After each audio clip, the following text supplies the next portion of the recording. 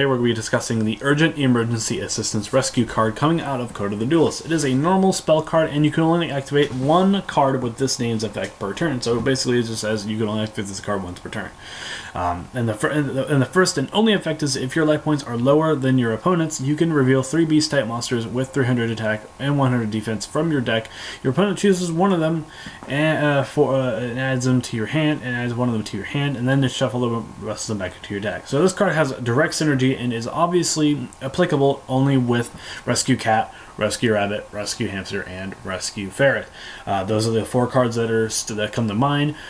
There are cards there are probably cards out there that consider just with this in the future, but there are currently just those 4 cards as of right now.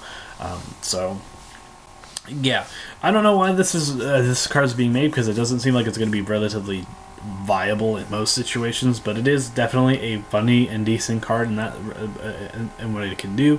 But what cards can you play to make your life points lower than your opponent's? Well, obviously there's the obvious cards like Chicken Game and Upstart Goblin, but Chicken Game is banned in the TCG, and Upstart does that one. Solemn cards generally work as well. But the main thing that I want to talk about is Cleave Forts in this video, because Cleave Forts actually do have some direct synergy with this card as well, because it doesn't specify that you have to play any of the 3 monsters. You could play any of them. You could reveal any of them. So let's say, for instance, that you're playing Rescue Hamster in Cleave Forts.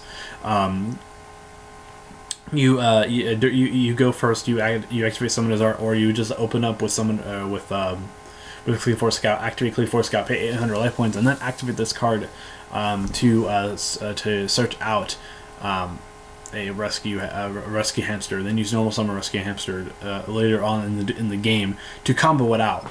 So it's definitely decent, but it's not viable, because considering the fact that this is going to be in Code of the Duelist, and this is where we're going to have our rule changes and all of that stuff. So do keep that in mind.